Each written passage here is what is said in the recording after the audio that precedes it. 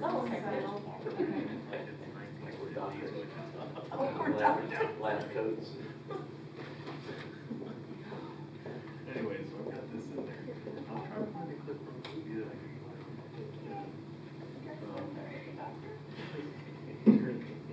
Here's the meeting part of the meeting, and I was gonna be like, okay, guess what?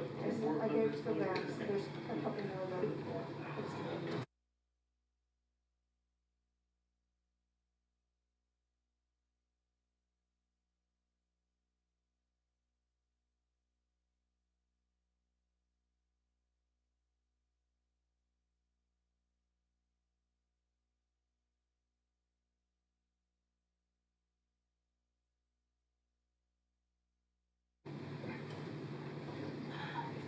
Are you actually presenting my copy, or are you gonna do that?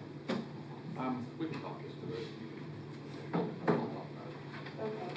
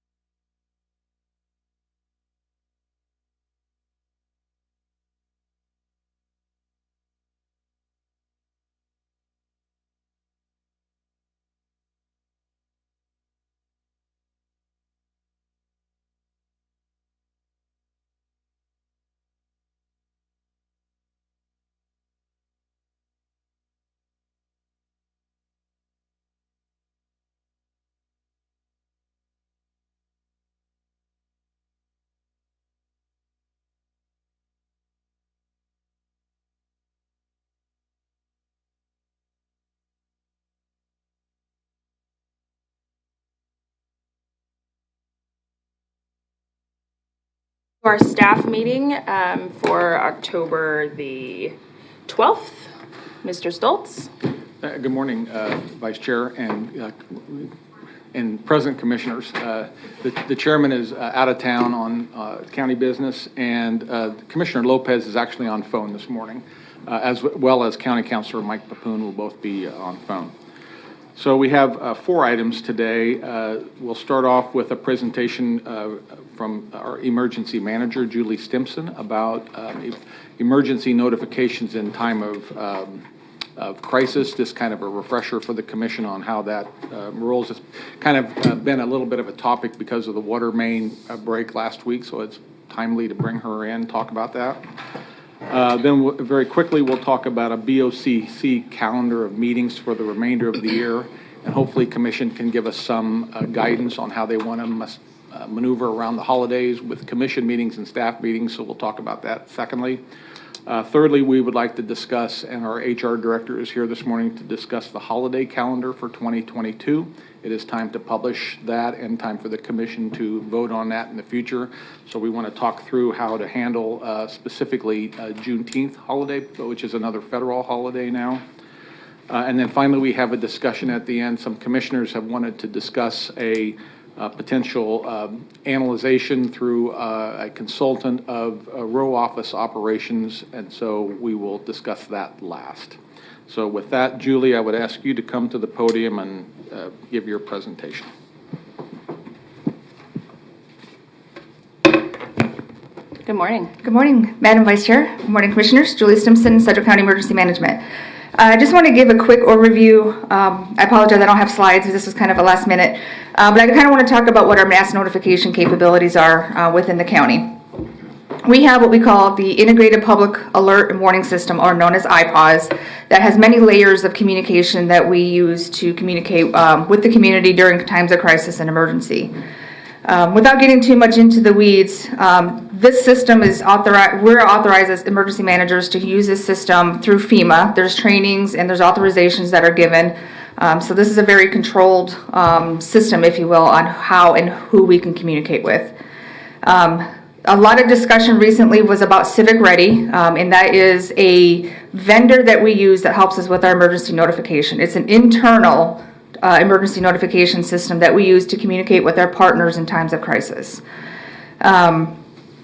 What the system does is, you may have just received an alert this morning about the severe weather we're expecting this afternoon, and that's a prime example of how we use Civic Ready to communicate with our partners.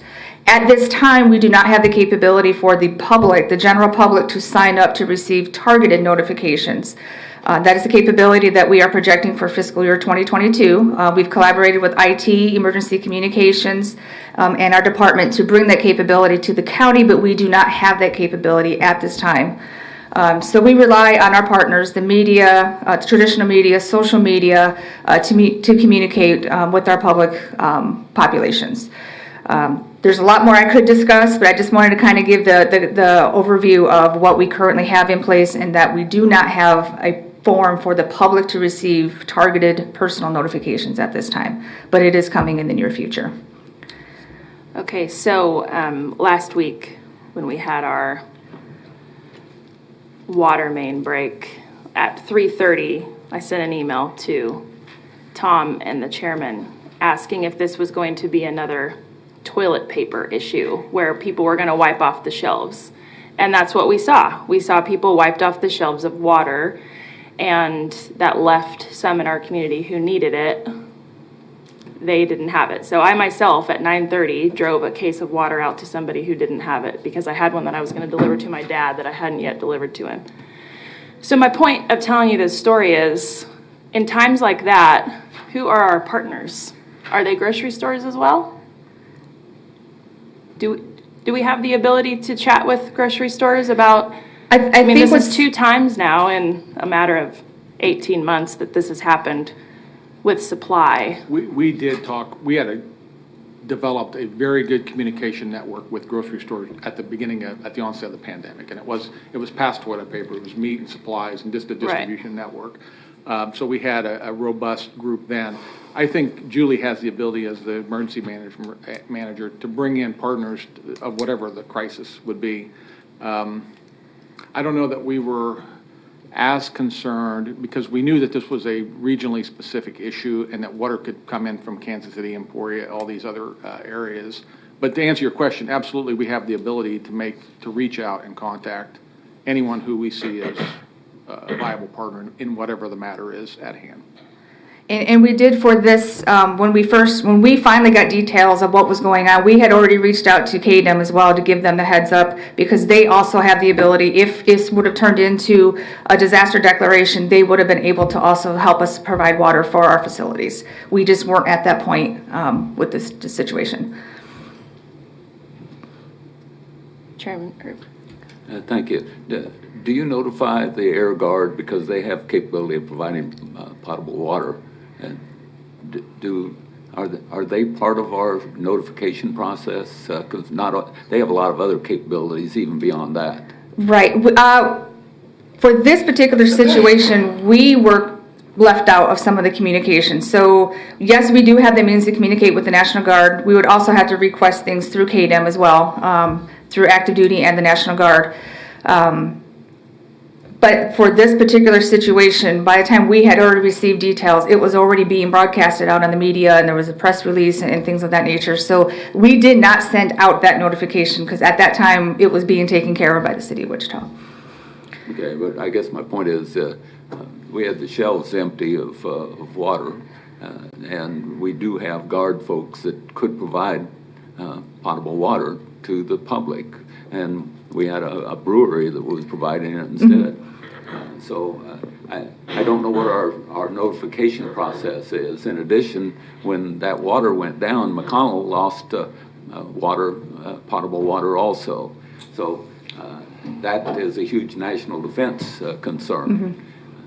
So I don't know where our notification goes, and how that we mobilize all of these other assets that we have in this region to make sure that we're able to respond immediately. We need the information to push out. And we are scheduling meetings with our partners in Wichita to discuss how we get brought into the loop sooner on these type of requests, because we were not given much information in the very beginning. Even we went out to the scene to get information to see how big this was, who was all impacted, and we were kind of behind the curve. By the time we had returned phone calls made to us, we were already behind the curve. So that's something we're going to collaborate together on, and how do we get ahead of this and work together right from the beginning of something of this magnitude. Okay. But not only that, I think the commissioners were kind of left out also. I got an email that our fire department, and I'm very proud of our fire department, immediately started providing tenders in case the Wichita Fire Department, which relies on hydrants, could not fight the fire. But that's really the only communication that I received on what our response was. So I think we were kind of left out. I guess this is a learning experience. What we have to have with any type of action like this, and I go back to my military days, is that we have an after-action report where we go through and we take a look at everything that happened, and then we take a look at what could have happened better, and we figure out a way to make it sure that it doesn't happen again. So I hope we're putting together an after-action report. Yes, we are, together with the city and with us, because there was a huge communication piece missing through a lot of this. We were finding out the information about the same time you were, unfortunately, and our first phone call was from a hospital.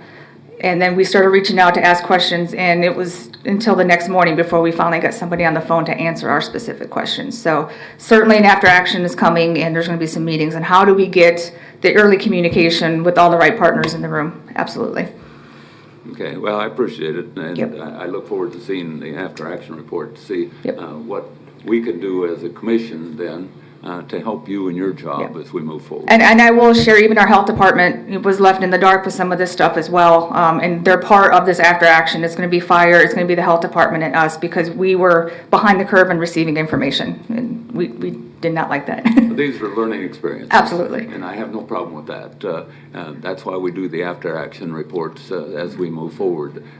This was a very small, honestly, it affected a lot of people, but it's not like a tornado coming through a Category 5 through the middle of Wichita.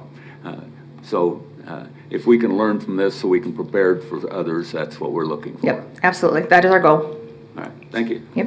Commissioner Howell. Madam Chair, thank you. First thing I would just say is the information on this one really did get out quickly. I mean, It did.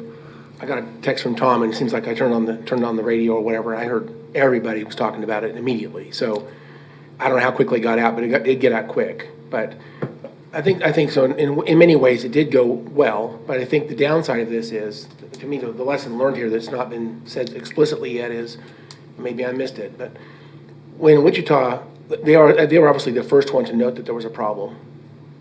And it sounds like they never did call you. Correct. So that, to me, is every community needs to have a plan. When they have an emergency, they need to contact Sedgwick County Emergency Management as a Convener. way to deal with every problem in the community. We're the ones that are tasked with the responsibility of the state of Kansas to have these things figured out ahead of time. So whatever the emergency is, every community across the entire county needs to know. First phone call is to Sedgwick County Emergency Management. It sounds like they never did do that. So there's obviously work to do here, Yep. but, I mean, on one side, things went very well. On the other side, lots of opportunities here. And Absolutely. I remember when I was in the military, we used to have, we drilled on, we did exercises and drills all the time, I'm sure you can imagine. But every squadron had an emergency book that, no matter what was going on, you went to the book and you said, even when I was at Boeing and Spirit, or Boeing, we had the same thing. You open up that book and it tells you if there's a bomb threat, here's what you do. If there's a water emergency, you make these are the phone calls you have to make. And so it's all planned out. They know that book's right there.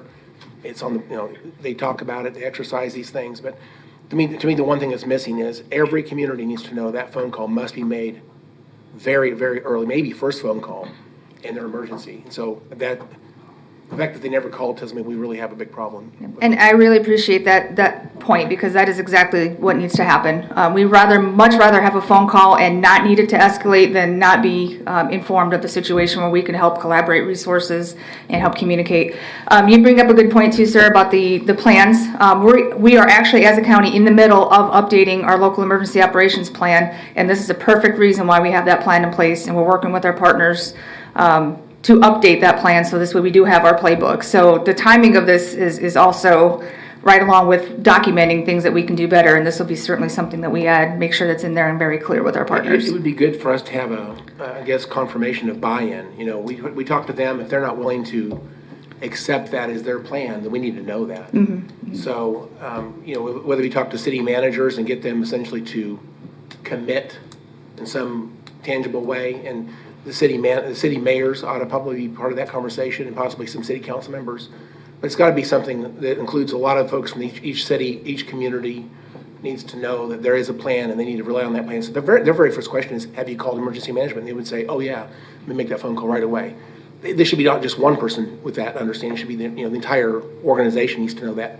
And since people switch out all the time, this needs to be a recurring conversation that happens maybe every year. Yep, agreed. All right, thank you. Commissioner Lopez, do you have any questions?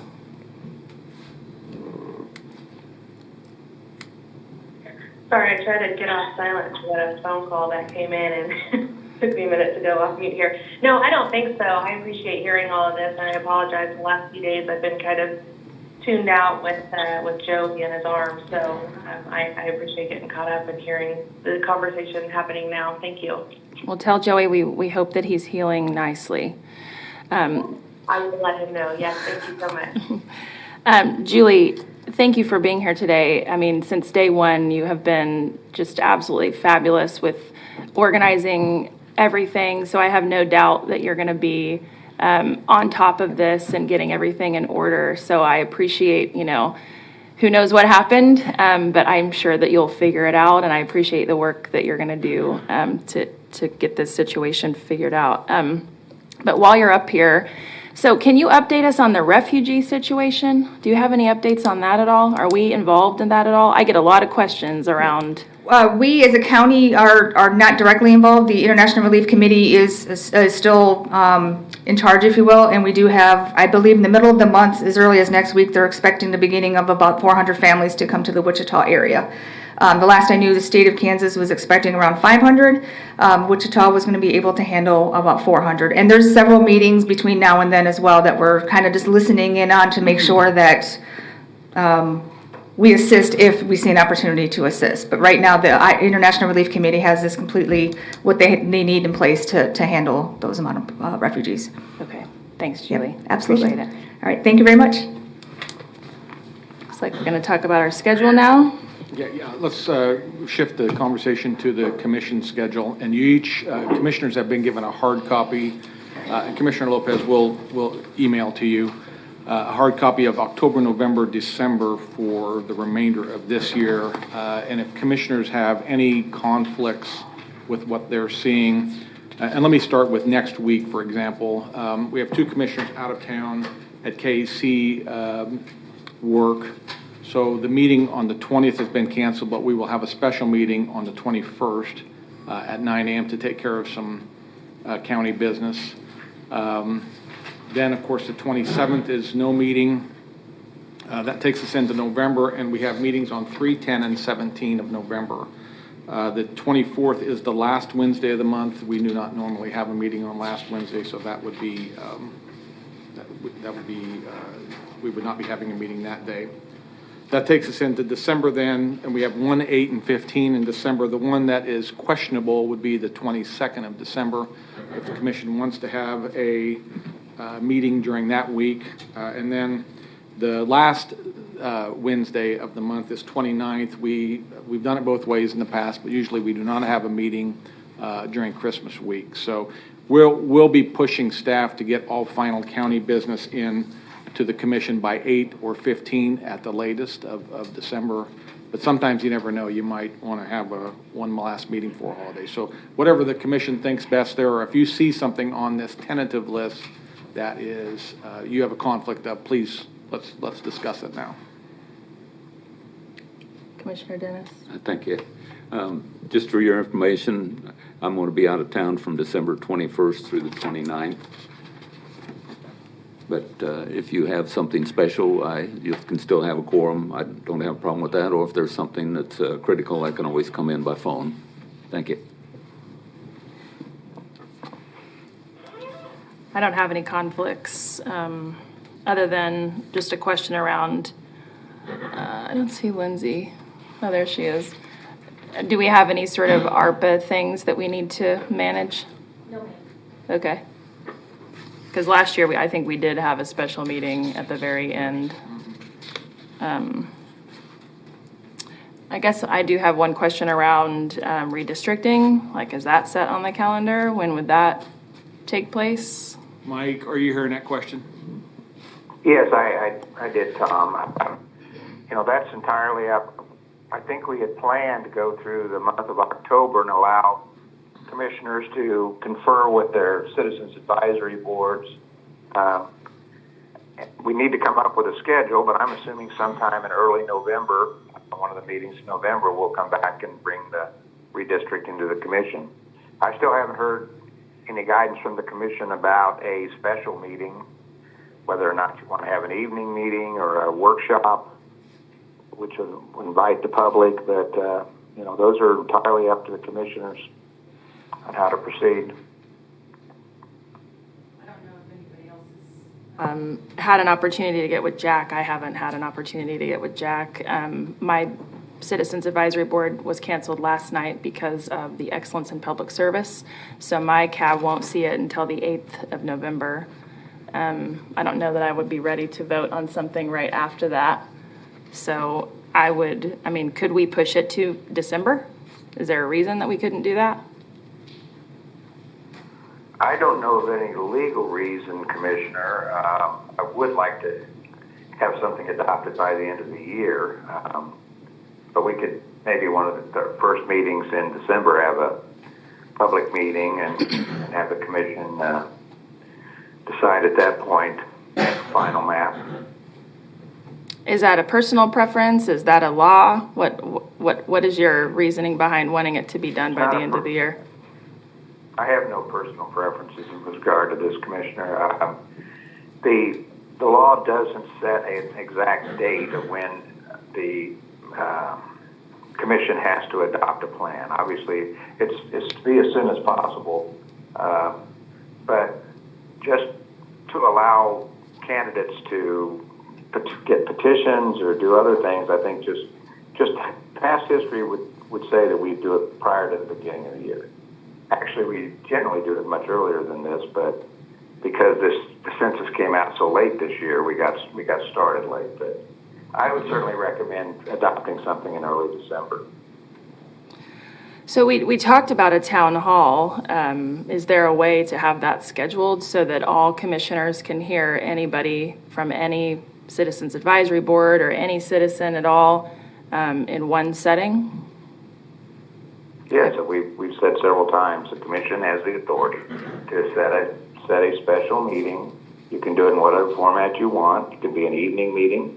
It can be during a regular meeting, but you have the ability to have a public meeting on the issue of the redistricting and the maps.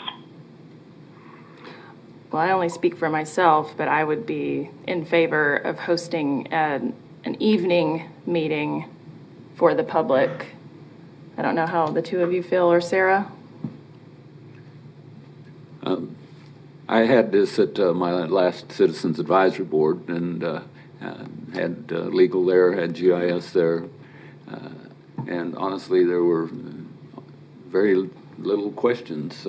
I don't know that right now that we need to have some kind of a large meeting because this is kind of non-controversial. We looked at the 8 proposals that we received the other day, and I don't know that any of us had any real problems with any one of the 8 proposals, and all 8 were provided to my Citizens Advisory Board ahead of time so that they could review them, and really I didn't have any feedback at all that they were opposed to any of the 8, so I don't know how detailed we have to go into it.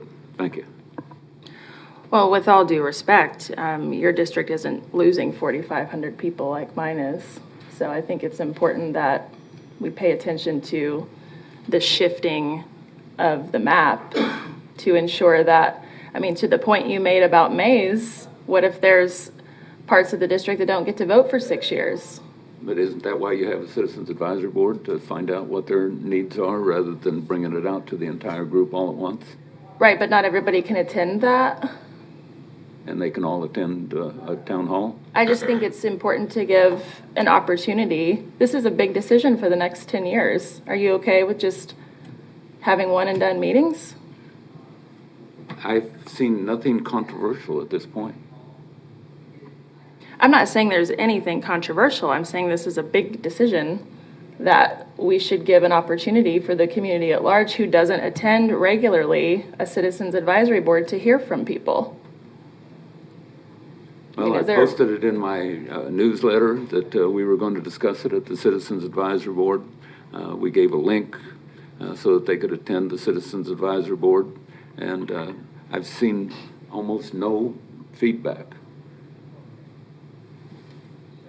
Commissioner Howe? Thank you, Madam Chair. I tend to agree with you, actually, that whether there's visible interest or not, I think it speaks well of us to be open to hearing those different opinions, whether they show up or not. At least we can say that we did our best to make sure they had an opportunity. If they don't show up, that's on them. But I have actually presented this at my CAB board. We had an hour and a half of really robust discussion, and my district probably has the least impact. And I also introduced this at my ad hoc meeting. I do a coffee once a month, and I introduced it there. And we had a lot of other robust discussion by other people. I think people are generally interested in redistricting, even though they may not show up at a CAB board meeting. I do think that there's a lot of interest in the community. I would really be in favor of an evening meeting, but let me just be clear. I'd be in favor of an evening meeting 5 times a year. I think that we ought to have an evening meeting every 2 months. And we could skip the Thanksgiving in December or November, December months. But I think for 10 months of the year, I think we should have an evening meeting once every 2 months, just so, because people need to have access to their county commission. So if we have an evening meeting and no one shows up, that's fine. I think we need to be available to the people. And so I would be very much in favor of an evening meeting, not just for this, but in the future for other regular business. And so that's my personal opinion. And I would also go on to say, I don't think it should be in this building. I think it should be someplace out in the community, especially if you have those evening meetings. I would rather see them in the 5 different districts, but we could do something, let's say the extension office, so it's very easily accessible. And I think you'd see people who would be interested in that. Thank you. Thank you, Commissioner Howe. Commissioner Lopez, do you have anything to weigh in? Yeah, so I have my CAB meeting tonight, and so we will be discussing this. I'll have a little bit better idea of kind of where they're at. But yeah, I don't see a problem doing a town hall and inviting more people. And like Commissioner House, I mean, if nobody shows up, that's one thing. But I mean, this does impact a lot of people, and we should give them every opportunity to be able to be a part of this conversation. And if they can't make it to their CAB meeting, then this could be just another opportunity that they would have to come and discuss this and ask questions and get that information directly from us or from the county staff. So I think that would be a good idea. I'd be in favor. Just let me know what works best, and I'll make sure that I'm there. So could we look into Extension Center or the zoo, perhaps their auditorium there, someplace? Sure. Is there an opportunity to schedule this now? Commissioner, give us a chance to look at the calendars, confer with Lisa and Carol on your calendars. We'll target an evening meeting. I gave Tanya a look just because with this kind of discussion, we clearly are going to need a clean audio-visual environment where people can see maps, where we can blow them up and make them large so people can see them, or put maps in a room where people can walk around. So it's clearly Extension or the zoo and then whatever else we can think of. But give us a chance to organize that, and we'll give commissioners some date potentials, and we'll confer with Lisa and Carol what the calendars look like, and we'll get something scheduled. Okay, Commissioner Howe? Thank you, Madam Chair. Just a couple of more questions on that. Does the public have access to the GIS tool now, as of right now? The last I saw from Jack, I don't know that they did. Do you know, Tanya? Yeah.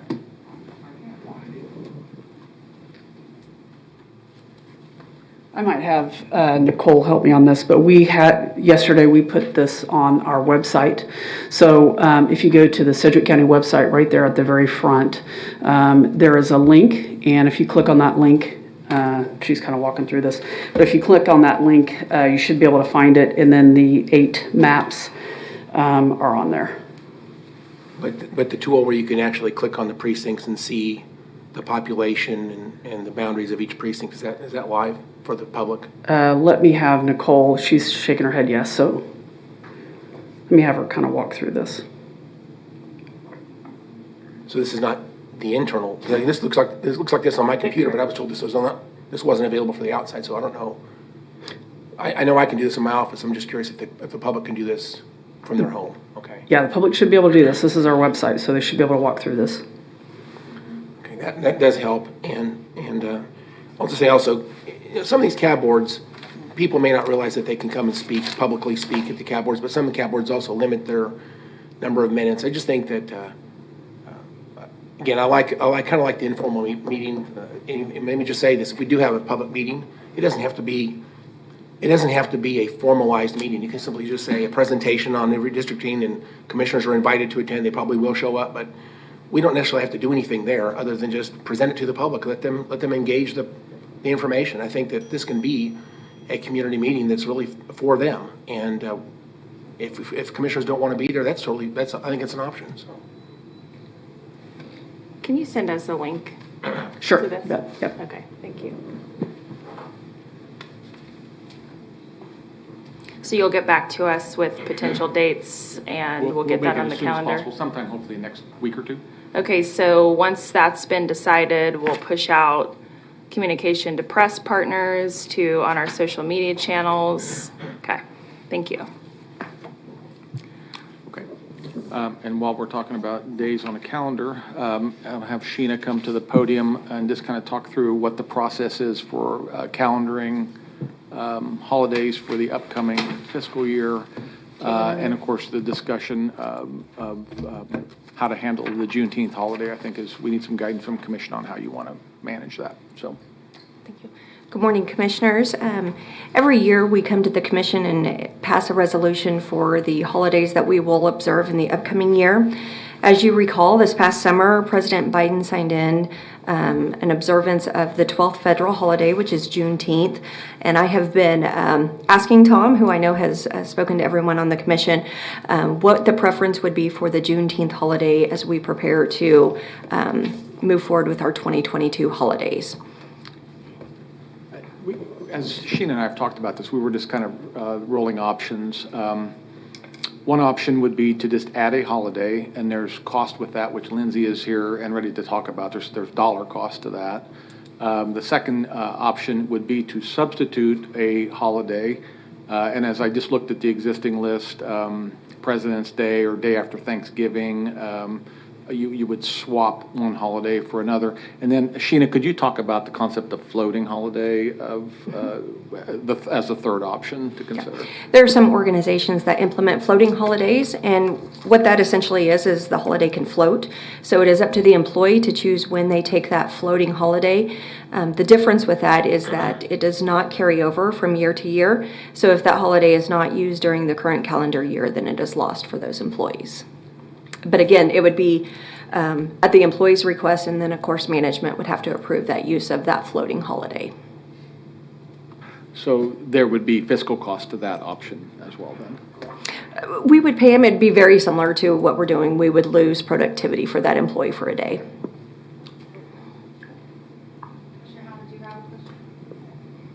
Well, I have a question on this, but I have another question on the calendar. I'll go back to that question in just a few minutes. But on this one, do we have 11 paid holidays right now? We have 8 holidays, but that are paid, and 9 paid days. 9 paid because we include the Friday after Thanksgiving. Okay. Do we know other communities, other municipalities? Are we fairly normal in that, or are we? Yeah. We are. Yeah.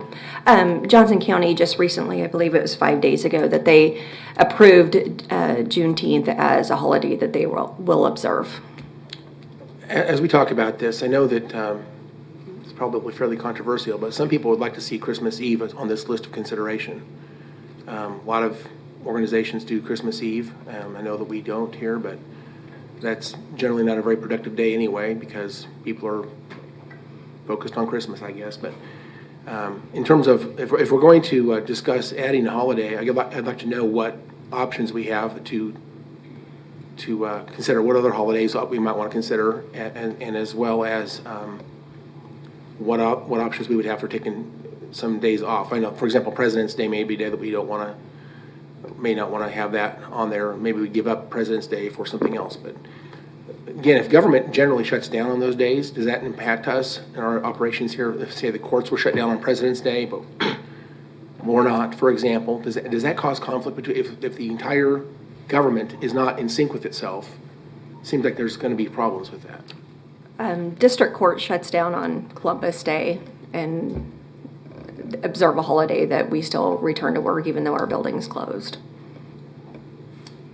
Okay. Do we know whether or not Wichita or the courts or the schools are going to be shut down on Juneteenth, for example? Do we know what they're doing? Well, it would be in the summer, so I would assume the schools are not going to be in session. That makes sense. I don't have an update from the city of Wichita. I don't think we're ready to make this decision right now. I think we need more information. My personal opinion, I think that we need to know what holidays we have on our schedule now and what are the options. Someone needs to make a proposal. If someone wants to add Juneteenth, I would rather see us not add holidays. I'd like to see us pick our favorite holidays to be on that list. And the idea of a floating holiday, I guess I'd like to have more information. It's the first I've heard about that. So I'd like to have some information about how well does that work, you know? Okay. And just to answer your other question, Commissioner, the thing with county government, which makes us a little bit unique, even compared to other governments, is we have an awful lot of 24/7 components. All of public safety, ComCare, run 24/7. So anytime you add holidays in a 24/7 environment where people have to work, it makes it challenging. It makes it challenging to sync. And then, as we all know, I think Columbus Day is clunky. I mean, where you have basically we're working, the building's not open, the courts are not in operation. So I think that that's an odd way to handle holiday. So we'll get you more information. Sheena, what's our timeline? And when did it have to be? We're in a little bit of a timeline here. Yeah, we would need something approved by the end of the year. We usually prepare this for you in November, and I know there's been conversation since this summer talking about what to do about this holiday and how to address it. So there is a little bit of a time crunch, but we still have a couple of weeks. Get you more information. A follow-up question. Can we ask the employees to I guess through an online poll, an internal poll, to find out if they had 9 holidays, which ones would they pick? Okay. Or do they have other recommendations? I mean, if they picked Christmas Eve and they didn't want to do, Columbus Day or something, I think I'd like to know that. So please let the employees help guide this discussion a little bit. Very well. Yeah, Thanks. we can do that. Commissioner Dennis? Thank you. I guess I've never heard of this floating holiday thing before, so I'm a little ill at ease with even thinking about it at this point, because I don't understand what that would do to our operation. Say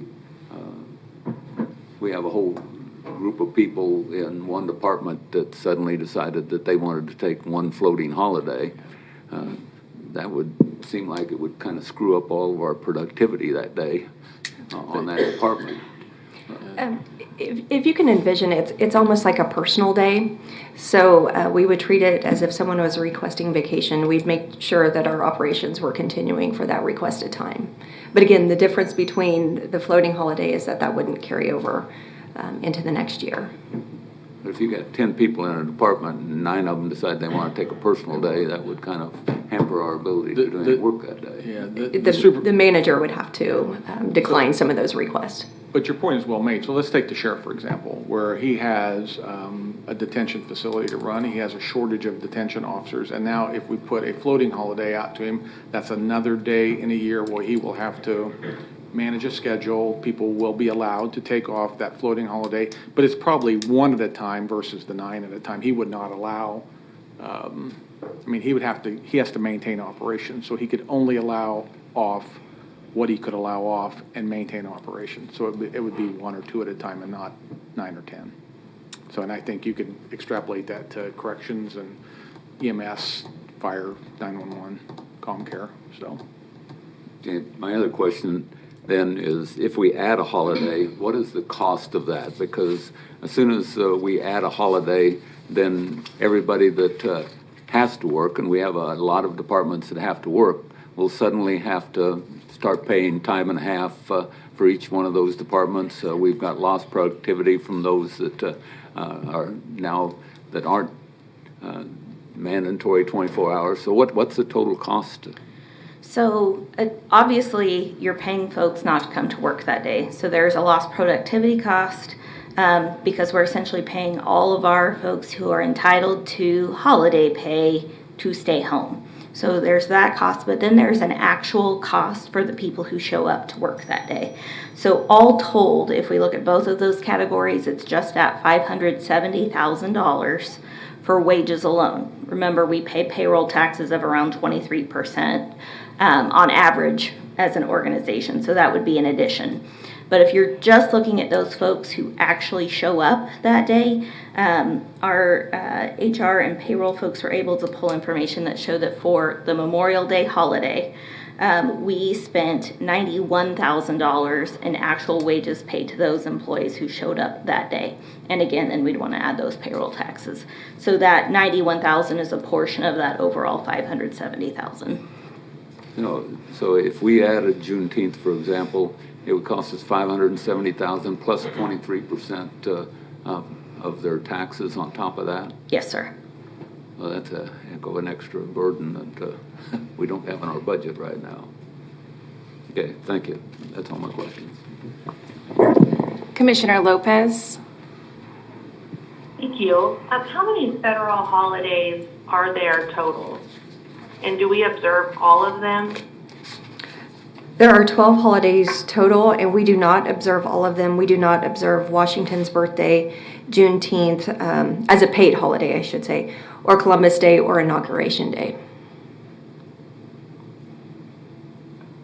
Okay, well, with the floating holiday, that's interesting, and I could see that being something that people would probably like to have that as an option anyway. So I think that could be even its own discussion, really. But as long as Commissioner's point, it's not going to cause any problems with operations. But I think if this is, with Juneteenth, it's now a federal holiday, and our federal brothers and sisters, however you want to say it, across the street, however, they get that day off, and I think we should be observing that as well. And I would love to see us have that included next year, and not taken away from another holiday, but in addition to what we already have. Thank you. Commissioner Dennis? So just to be clear, Commissioner Lopez, you're okay with spending an extra $700,000 or so of taxpayers' money because of this one decision?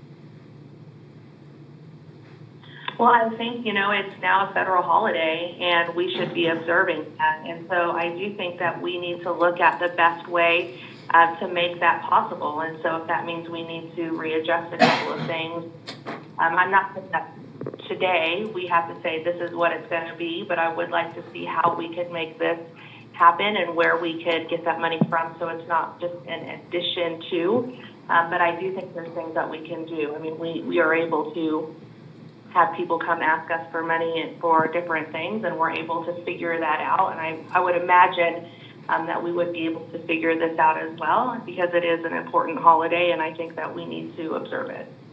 But by your justification, why we have to then take Washington's birthday, Inauguration Day, Columbus Day, also, if we're going to start including all the federal holidays. I'm sorry, you were cutting up a little bit there. I don't know what you just said. Sheena just briefed us that in addition to the holidays that we do take, the 8 that we do take that are federal holidays, there are other federal holidays that we do not take, including Columbus Day, Washington's birthday, Inauguration Day, and Juneteenth. And so you just want to pick one of those 4 and add that and not add the other 3? Well, I guess I don't know if we talk to people, if there's, for like Washington's birthday, is that something that impacts so many people at the same level that Juneteenth does? I mean, there are things that we should be taking into consideration with this. I mean, this isn't just a random day. This is a very important day to many people in our community. And I think that we need to do everything we can to show that we're supportive of them. And if that means that we should be looking at how we could make this happen, then I think that's what we need to do. I mean, it's not something that's just coming up out of the blue. I mean, it's now a federal holiday, which is why we're having this discussion. I do think we need to be looking into it. Now, you don't have to agree with that, and that's perfectly fine, but I think that we should be looking at how we could potentially make this happen so we can observe it next year. So, Sheena, can you reiterate what the cost was? Because he just said $700,000, but I thought you said $570,000. Total wages are $570,000. Total includes. Okay, so what would be? Where did you get the $700,000 number? I guess. We have to include 23% employees. So what's the total taxes. numbers? She's doing it for us right now. Okay. Thank you. $701. Okay. So I think, we have to remember what this represents. And I think for, in many ways, Juneteenth really represents how freedom and justice in the U.S. has always been delayed for Black people. Talk about mass incarceration, talk about discrimination of housing policies, talk about lack of economic investment, talk about redlining. Where did the pipe just burst? It burst in a redlined area. I mean, I think this represents way more than $700,000, and I would absolutely be in favor of it because I think it's time to start showing people that we care about them in this community. So that's where I sit. Commissioner Howe? Madam Chair, thank you. I'm not in favor of adding a $700,000 worth of additional cost to the county budget, but I do think that, let me clarify something, Sheena. I know Christmas Day, New Year's Day, Labor Day, Memorial Day, Thanksgiving Day. Those are all part of our 8 days. What are the other 3? MLK Day? Yes, Martin Luther King Day, Memorial Day, Independence Day, Labor Day, Veterans Day, Thanksgiving holiday plus the Friday after, and Christmas, and New Year's. Friday after, what was that? Friday after Thanksgiving. Okay. Several of those, I think, we're going to be shut down pretty tight. I think that everyone will be gone except for our critical staff that will be here 24/7, like our sheriff's office and things like that. But for the majority of our employees, I think they're going to be gone on Christmas Day, New Year's Day, several of those holidays you just mentioned, but several of those, I don't know that I would mind necessarily allowing managers to say between, for example, between MLK Day, I'm not sure, again, I'm trying to get the list here. You talk pretty quickly, but there are several of these. I think that I would not mind it if the managers would allow their employees to pick which one of the days they want to take off. And they could simply manage it at their level. Just say, the employees need to let me know by a month prior to the holiday, which of these holidays, or let me know early in the year, which holidays do you plan to be gone? You can pick 2 out of these 3 or whatever, and put Juneteenth on that list.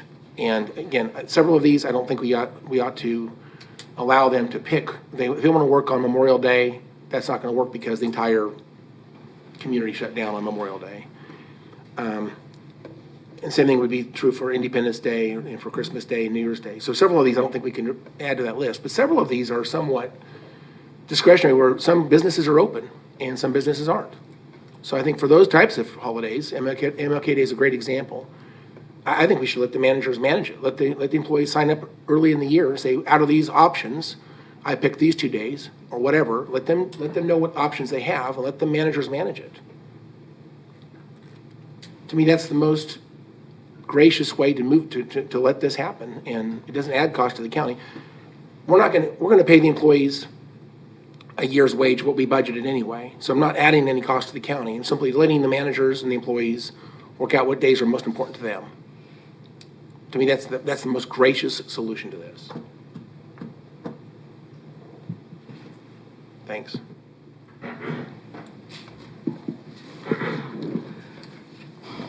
Okay, let us work up what I think is 4 options and provide it to the commission. We'll bring it back to, ultimately you have to vote on this. We'll bring it back to you and then we'll set it for a vote. But at some point you'll have to pick between the 4 options, and that's add it, substitute it, float it, or what Commissioner Howell's now recommending as a 4th option, which is float numerous holidays. Let me set with staff and we'll come up with a summary of that, provide it to you all, and then we'll bring it back for vote. I would like to add one more thing. Yesterday was Columbus Day. There's a lot of talk around changing the title of that day to Indigenous Peoples Day. I'd like to consider that as well as a change that we make since we're having this topic.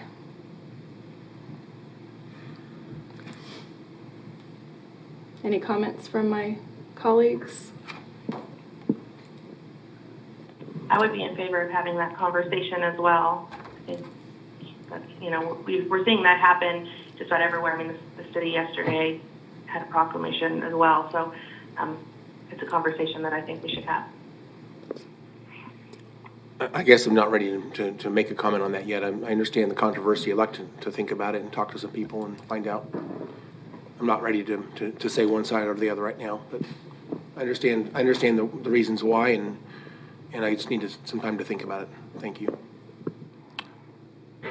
So let me come up with a summary of how to handle Juneteenth, the 4 options we just talked about, and then we'll throw in the discussion of, and let us do a little bit of peer analysis with what's going on with the renaming of Columbus to Indigenous People Day, and we can give you some data on that.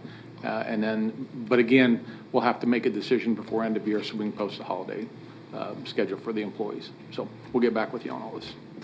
Thank you. That brings us to our next discussion, which is the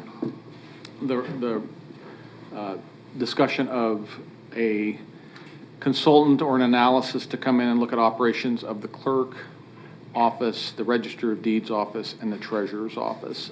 Some commissioners, several commissioners have brought up the concept of doing this. Staff is ready to discuss it publicly. We have got most of the work done on an RFP, but this is the kind of discussion I think that needs to be had in the public before we would roll through with that kind of operation. So I open it up to the commissioners for discussion. Again, I know Mike has been engaged in this as well and would have comments also. So, thank you. Commissioner Dennis. Thank you.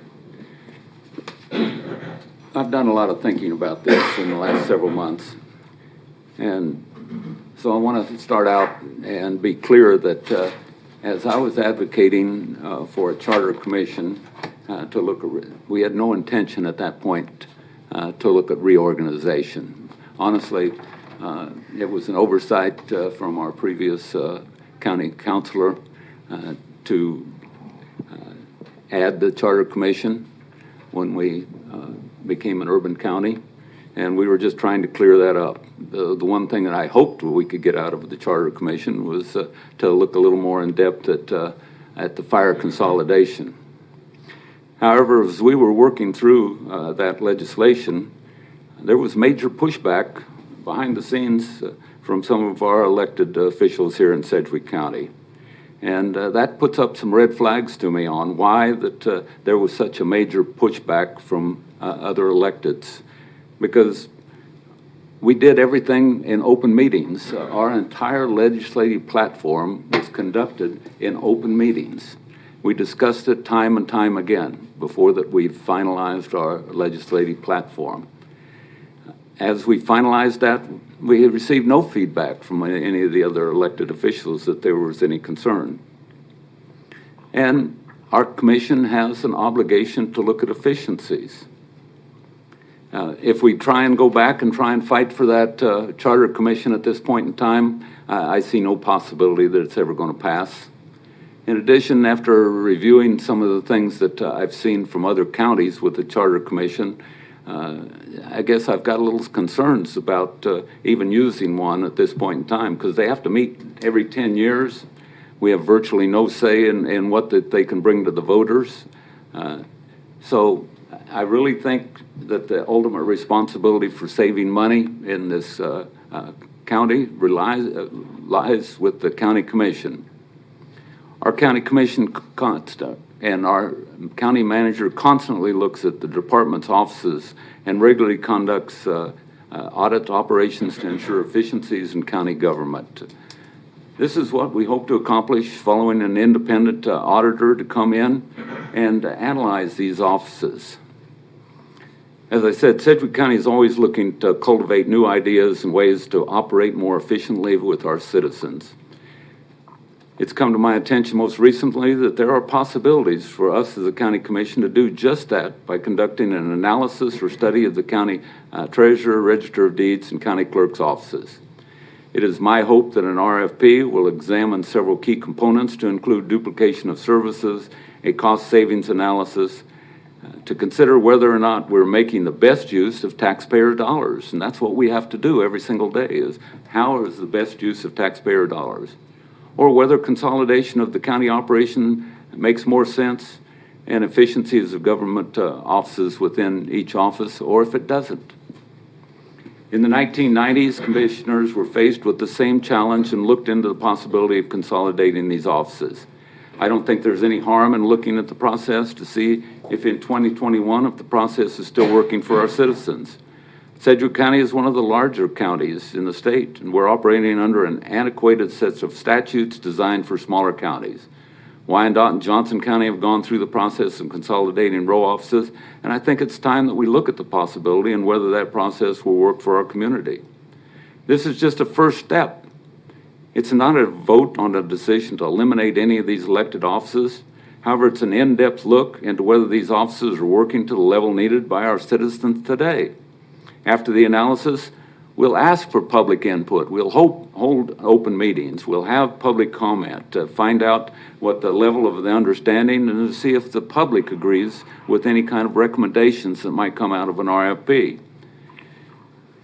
In addition, once that those public comments are completed, this would have to go to a vote of the public. And I know nothing more important than allowing the public to weigh in on whether or not that this is a good idea or not. And I can't believe that anyone would object to allowing the public to weigh in.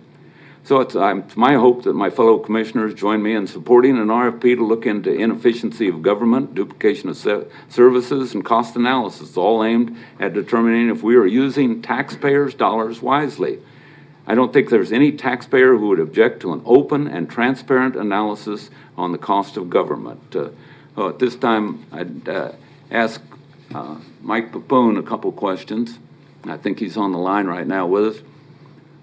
First of all, am I wrong that if we put out an RFP and they made recommendations, that we would absolutely have a public comment period, and then we couldn't make a final decision? Would it not have to go to the taxpayers, the voters, to make a decision? Yeah, yes, Commissioner Dennis.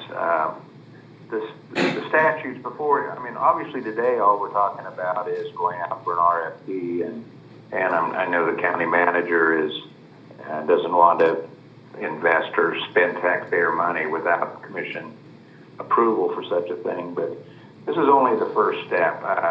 There would be no reorganization, consolidation, or elimination of any offices without a vote without a public hearing in the first place, and then it would have to go to a vote of citizens of Sedgwick County. So you're correct in that, sir.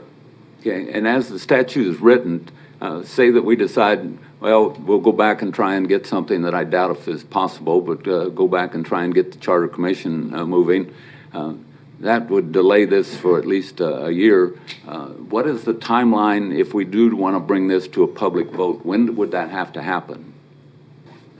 It would have to happen in the general election of 2022. It has to be in a general election where the governor is being elected, and that comes up a year from now, November. Okay. So our timeline is getting kind of short if we want to make sure that we get through any process that we're looking at and then still are able to get it onto the ballot so the public could weigh in.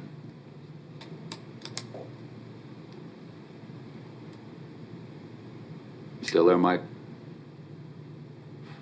Yeah, excuse me, is that a question? Yeah, yes, I'm sorry. I didn't quite hear the I'm question, sorry. sir. So we have a specific timeline ahead of us that we would have to meet if we wanted to get it on the ballot in 2022, correct?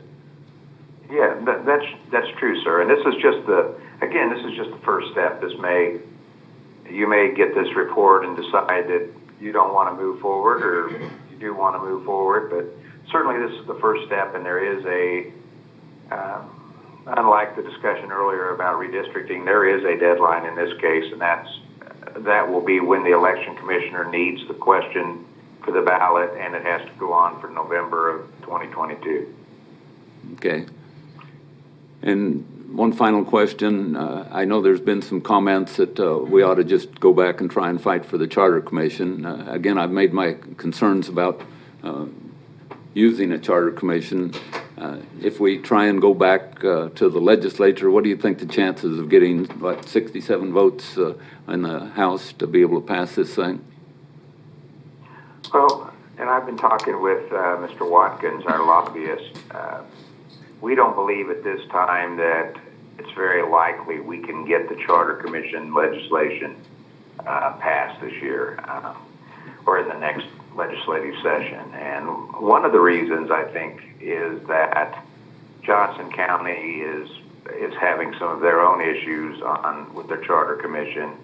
It meets every 10 years, and they're now in their second 10-year review period, and there's quite a bit of controversy, I think, right now going on up in Johnson County concerning what the Charter Commission is intending to do, whether they're trying to affect the office of the sheriff and so on. And I'm not sure that wouldn't hurt us as well. And I think even our lobbyists think we may have dodged a bullet by not adopting a Charter Commission, because the county commission is in complete control of a number of the issues you can use a Charter Commission for. And it's much better for the county commissioners to have the final say than a Charter Commission in many of these respects. So I'm not sure that the county will want to or has any realistic chance of getting it at the Charter Commission adopted in the next legislative session. Okay, well, that's kind of my assessment also. I appreciate that. But I also share your concern with the Charter Commission process after delving into it deeper, that if you implement that, you have to be able to bring it back every 10 years, and you have no control over the process for those next 10 years. And just as we're seeing up in Johnson County, where there was some push to eliminate the sheriff's department, I don't know any of the commissioners that would like to take over the jail. So I think we've got a great sheriff, and I don't know that we're ready to step in and take care of the jail. So that's all my questions. Thank you. Commissioner Howell? Thank you, Madam Chair. I have a number of comments and questions. I'd like to point out that if we did have a charter commission, we are essentially conceding our own power to a 25-member commission that takes the decision power away from us and gives it back to a more, I would say it reflects the community better because there's 25 people on that board. If I understand correctly, Mike Papoon, you're welcome to correct me if I'm wrong on this, but the Charter Commission it's not a standing committee. We would convene the Charter Commission at the request of the BOCC to examine or look at some specific topic. They would come together to debate that idea or discuss that idea, and if they believe it's good for the community or good for the county, at that point they would vote and they would make the decision to put it on the ballot. But again, it doesn't come directly from the BOCC. We simply give that power over to the Charter Commission. Am I about right? I believe you're right, Commissioner. And as far as a standing committee, they just have to review, go back and review the charter every 10 years. I'm not sure that's the same committee. There may be new members or a new configuration, but yeah. But other than that, you're correct. Now, are they able to discuss anything they want to, or do they actually have specific topics there they have the right to discuss? Again, those topics being given to them by the BOCC. Do they have free reign to do whatever they want to do, or do they have to talk about just specifically the topics that the BOCC tells them to discuss?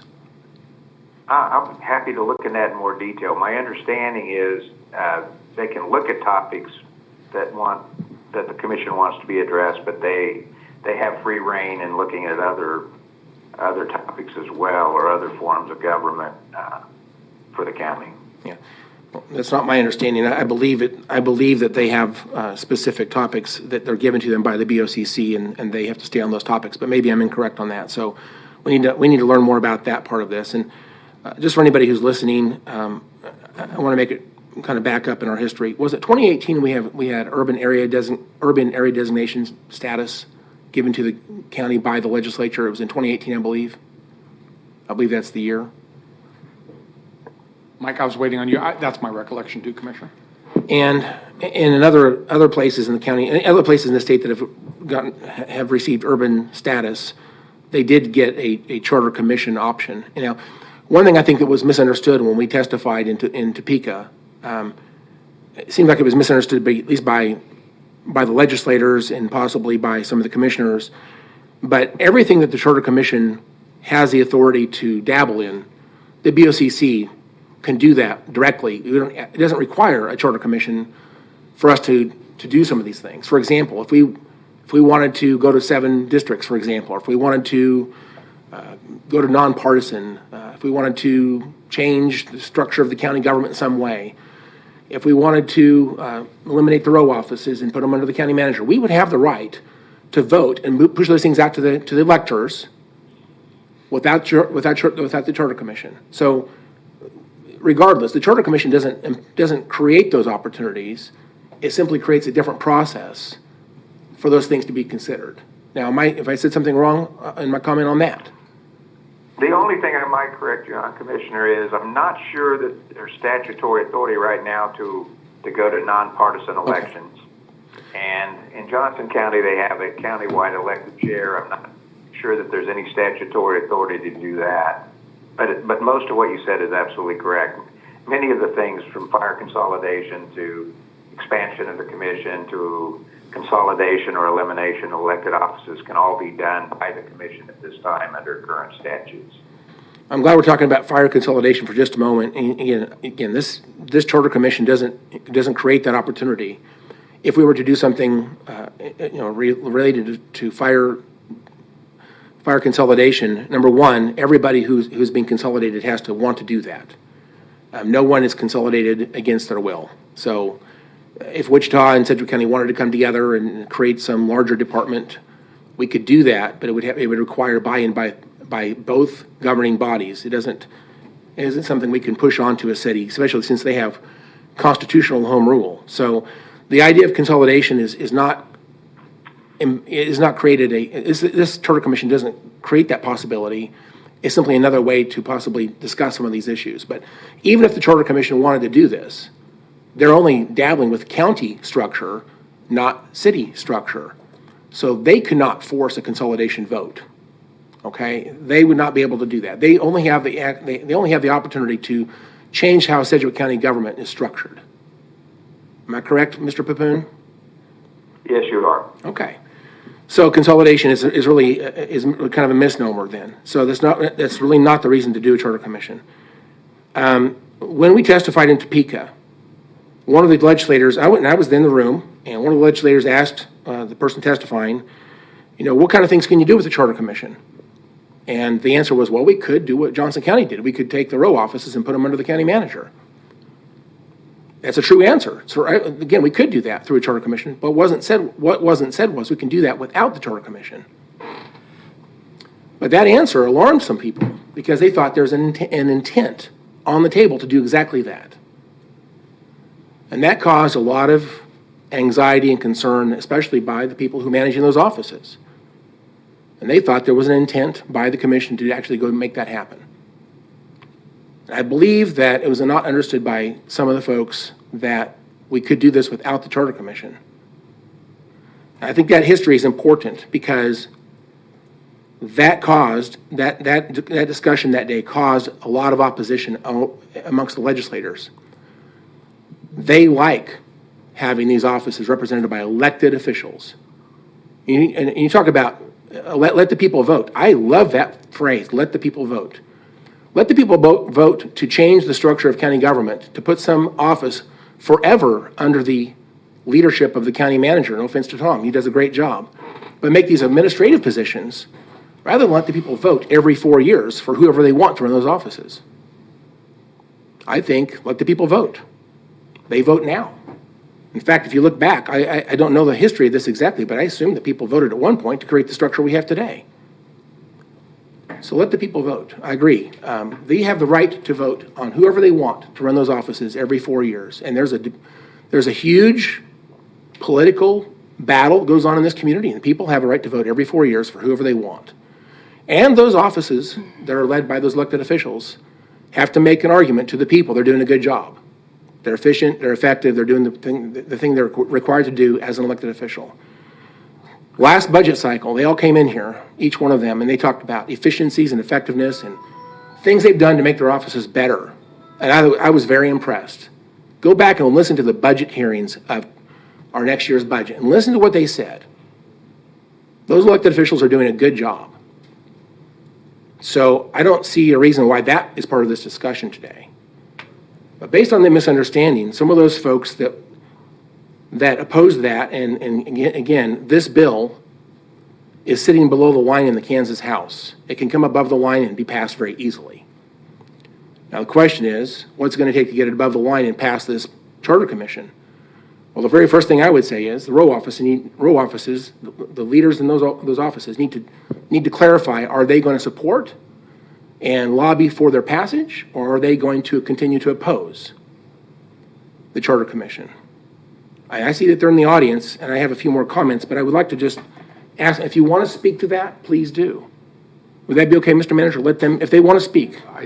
Commissioner, thank you for bringing it up. The Register of Deeds and the new treasurer are here, and I think I saw Karen walk in too, so the deputy clerk is here as well. And I think they would like to talk, not only to answer that question perhaps, but also some other thoughts. I know this is a staff meeting, but again, I think this directly impacts the Charter Commission bill, and I think it directly impacts their offices. And so I would like to have them speak if they want to speak. But again, if they're supporting the Charter Commission, I think it's greased lightning. It'll pass right through. If they're not going to support it, it's going to die below the line. So that really comes down to whether or not they want this Charter Commission or not. I personally, no offense to us, but I trust the Charter Commission more. I think it's a better it's a better opinion of the community, 25 people from the community coming together to decide what is the proper structure of Sedgwick County government. I like the fact that we have a charter commissioner. We should have one.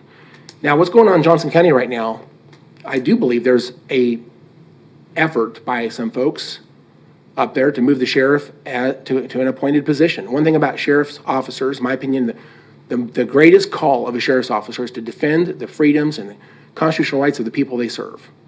That's the number one reason we have elected sheriff. City police officers are appointed by city managers. They don't directly answer to the people the way a county sheriff does. And I would never want to get rid of a county sheriff. I think our sheriff does a tremendous job. And but that's what the debate is up in Johnson County. And guess what? They can't even get a quorum on most of their meetings because it's so controversial.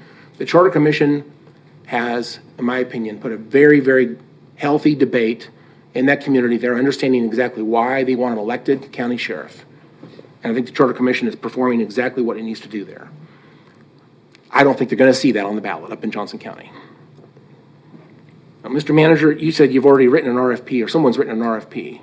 Can someone please describe me, how did that happen? I mean, who initiated the RFP, and what do we expect this is going to cost taxpayers? I'll have Lindsay come up also. Commissioners for the last couple of months have been asking for this task. So Joe has penned together an RFP. I don't know that we know, and maybe Mike could chime in here as well. I don't know that we know what it's going to cost until the request for purchase goes out. I can't, but I would guess somewhere, I'll take a stab, $20,000 to $40,000 probably for this type of analysis to come in and spend the time and effort to go through this process. And Kirk is sponsor is at the podium too. So Kirk, did you want to go?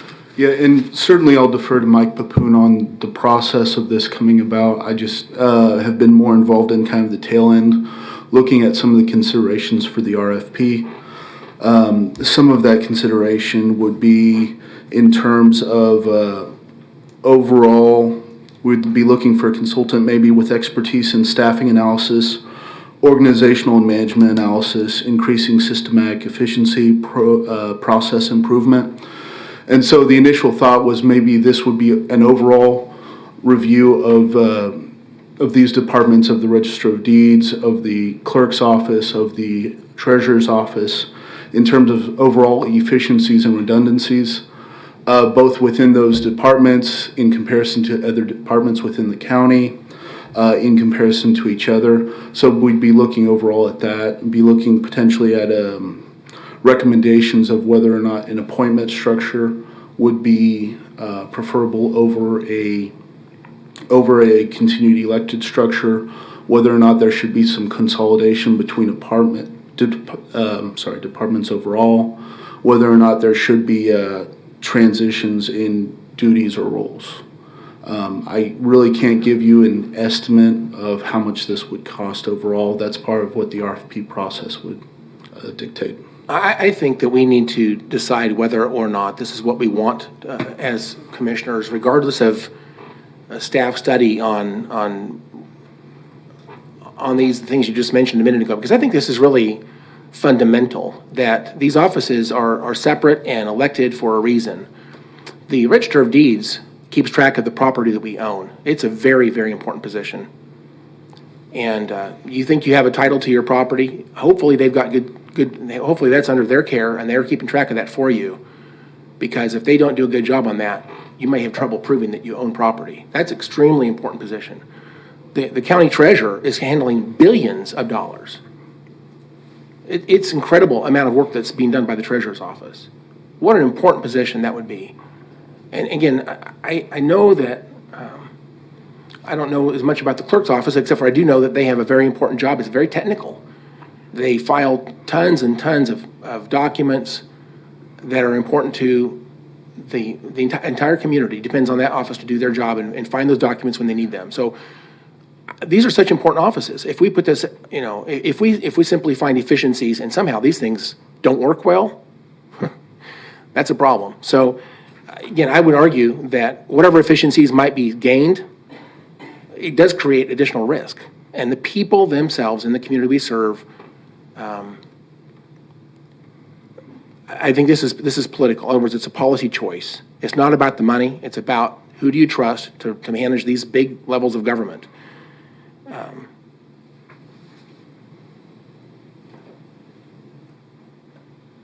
I don't know that the RFP is necessary, is my opinion.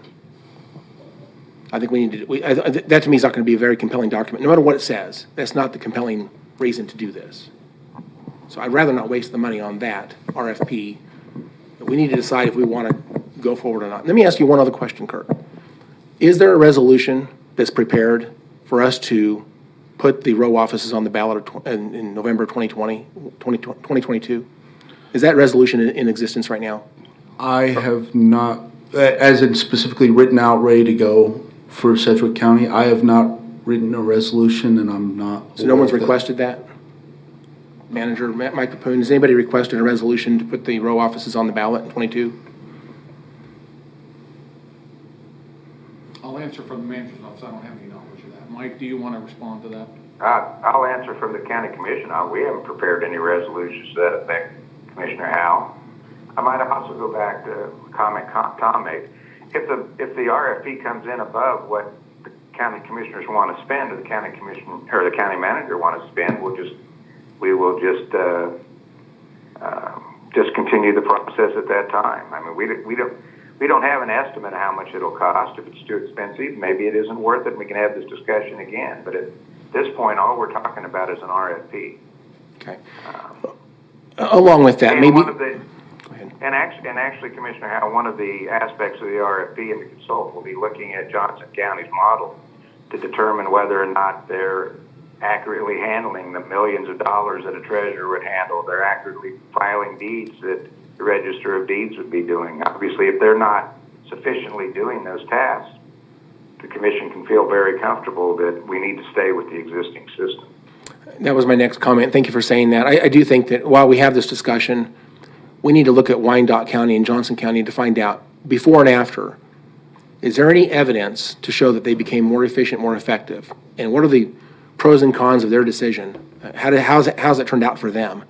I've talked to some of the folks in those two counties, and I can tell you that there's a lot of criticism that it hasn't gone as well as they had hoped. So I think we need to look at them and find out whether this is really where we want to go. But that's really kind of beside the point. The question is, Charter Commission, yes or no? I think that we need to settle that.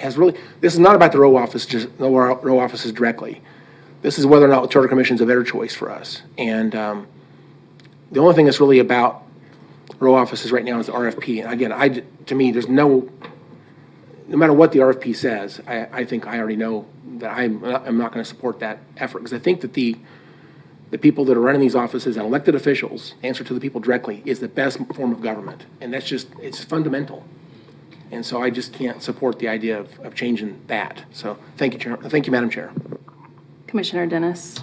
Thank you, Madam Chair. Well, first of all, the RFP, I don't know, I have not seen the RFP, but from the discussions I've had, there is nothing in the RFP that says that the outcome of this is to find out whether or not we eliminate offices. It's to look at efficiencies, duplication, cost savings, where that we might be wasting money. I think that we're jumping to conclusions before that we even find out what the outcome of this study might be. As far as wasting money on an RFP, I can give you an example. Just recently, we had one commissioner say, hey, why don't we go out and take a look at all of the people that have left Sedgwick County and do a study and find out why they left Sedgwick County. We paid a lot of money for that, and I've read it. The first part of it is kind of useful because it's got some nice charts in it. The rest of it is pretty useless. But we spent money for it. So I can't say that if one commissioner can think that that's a good idea, then they don't think it's a good idea to put out an RFP to see other places that we can have efficiencies, take a look at duplication, take a look at cost savings. As far as the Charter Commission goes, as far as I'm concerned, it's a dead issue. We don't need it. And I certainly do not want something that we're forced to come back to every 10 years. Because we don't know. And from what I've been told, the Charter Commission can come up with their own direction and present that then directly to the voters. And I don't know that that's a direction that we want to go. Commissioner Howell said he's talked to the other organizations, the other counties. I have too. I was at NACO with Johnson County, and get just a kind of the opposite view of what they saw as far as efficiencies in their organization. And again, I'm not saying that the outcome of this RFP is going to be anything that we put before the voters. What we need to do is put out an RFP to look at what these different offices are doing and see if there's efficiencies, duplication, and cost savings that can be had. And possibly the outcome of this is going to be just changes in their organization, maybe some streamlining and so forth. There is nothing that's in this RFP that says the outcome is going to be a vote that goes to the public, although if that's the decision, again, we let the public vote. So I have no problem with the RFP. Thank you. Thank you, Commissioner Dennis. Would any of you ladies like to speak? Tanya, if you want to. Do all three of you want to speak? No? Okay. All right. Okay. Welcome. Thank you. Good morning, Commissioners. Tanya Buckingham, Register of Deeds, and Brandy Bailey, the new treasurer that just started today. I'm here actually to request that we postpone this for a year. And the reason being, several different reasons, and very valid. Right now, we are working on 2 huge off-site events in our department. We have the Vietnam Veteran Wall. We have the Veterans Day Parade. Also, in January or going forward, we are being requested to move out of this building, which is going to take a huge undertaking with our department. We have a vault full of books and records, and this is not an easy task. It's going to take a lot of resources, a lot of employees, and a lot of planning. Also, we in our department are looking at an RFI, which is a request for information on our own internal records management system. And we've started that with the internal IT department. So we are already internally looking at our processes, which would not require a consultant that we would have to pay. It would be us doing this internally with our own department. And we're hoping to get something out of that. So that's going to happen all during this next year. It's where we're going to look at our own internal processes. And I think Brandy also would like to say something. Good morning. I'm Brandy Bailey. I'm your new treasurer. So today's my very first day. And I come into an RFP to look at our processes. Working for the county for the last 15 years, I've seen ways to improve efficiencies in our office. That's a big reason why I ran for this office. There's changes that I want to make to increase those efficiencies.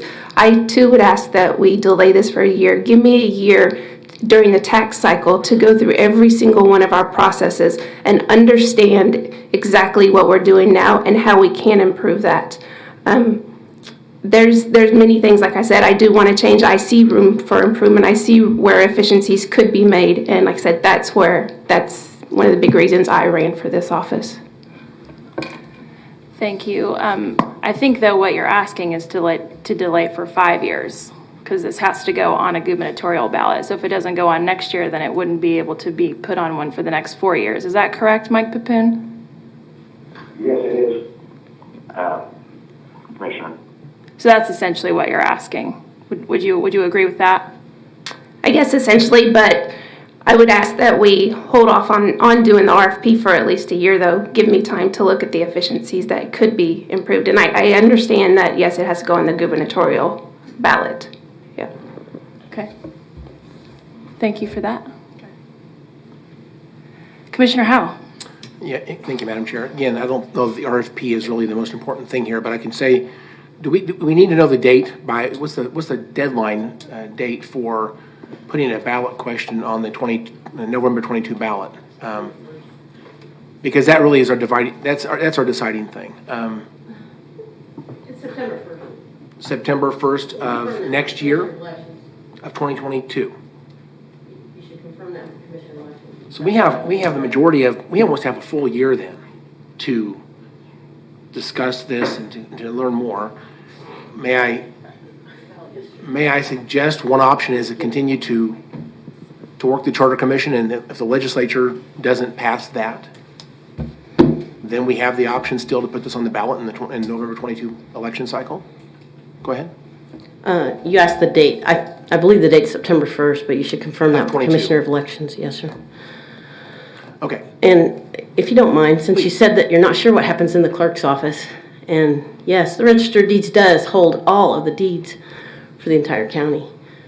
We hold the transfer record in our department, and we have approximately 250,000 real property parcels that we maintain, and we touch about 25% of that every year. And the county clerk's office is mentioned almost 1,000 times in the statutes. So just handling the tax roll or the commission record or the secretary to the commission, the contracts, the resolutions, special assessments. There's a lot of duties that happen in the statutory offices that you as a board probably are not aware of. Many of you don't come and visit our department, find out what we do. I think it's important that you get involved and know that we do have value in this county. Let me say, I know you have value. I appreciate what you do. Thank you. Again, I know it's technical. It's above my, Right. it's way above my ability my need to understand all the details, but I know that you do a great job, and it was extremely important. Thank you. So thank you for what you do. Again, if that date is in September, do we know what the bill number is that's below the line in the Kansas House? What's the bill number for the Charter Commission? Mike, do you know the bill number? My recollection is like Senate Bill 53 or 52. Okay. I'd have to look that up for you, Commissioner. I didn't That's have fine. it handy. That's fine. So let's say it's Senate Bill, whatever. That means it's already gone through 3/4 of the process. It only has one more stop. That's the Kansas House. Then it goes to final action on both House and Senate. So I would say it's pretty likely that if it's going to pass this year, it will pass probably between January and the end of April. So that would give us from May through September to engage the RFP, to get the data back, and vote to go forward and put this on the ballot in November 22. Why are we doing this today? If we have until the end of April to make this decision, and we have one session between us and that deadline, let's let the legislature consider this. Let's let the row offices, that's the deeds clerk and treasurer, let them either support this and move it forward. That's what it will take. If they support it, it will go. If they do not support it, it will not go. So again, their choice. But I think that would be, we give them one session. And we can still deal with this from May through September. Thank you. Thank you, Commissioner Howell. We did give them a session, and they derailed it. Karen, I have a question for you. Would you mind coming to the podium?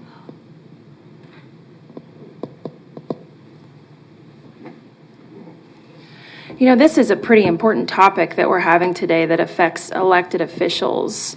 Where is our elected county clerk today? He was scheduled out of town.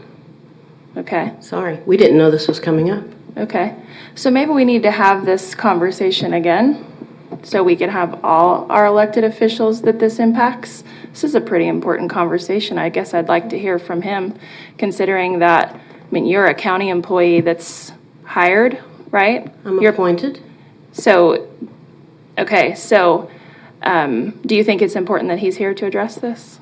I would love to have you give a little notice so that he could address it as well, yes. Okay, well, it wasn't me giving the notice. I understand that. Okay, so I appreciate you being here today to address this. My pleasure. I do have to say that I think when when we take politics out of this, how can we, as a government, be more efficient? And I think to a couple of points made today around the studies that we conduct as a county government, perhaps we need to look at those that we continually spend money on. So I think it's important for us to know how many studies we do, what is the information that we understand from them. But if we're looking long term, how can we, again, taking politics out of this, is there efficiencies to be found? I think that's something that we should look at, and that's something I would be supportive of. So, Commissioner Lopez, do you have anything to add? Yeah, thank you. I mean, I wouldn't mind waiting so we could hear from well, and that would be something I would be totally okay with doing. And then I could be there as well, which makes it a little bit easier to have this conversation and not on the phone. But yeah, I mean, I do think that we need to make sure that we're doing our best to be efficient with government, and putting an RFP out there does not mean anything at all would end up changing. And at the end of the day, it would be all on the public to decide if they want something or not. So I don't think that this means that for sure something would happen one way or another. So I think that's really important, that, you know, that we realize that this what we're talking about today doesn't change anything. It's just the start of a conversation. But I'm completely fine with waiting to do anything until we hear from everybody, and that's, you know, that's where I'm at with that.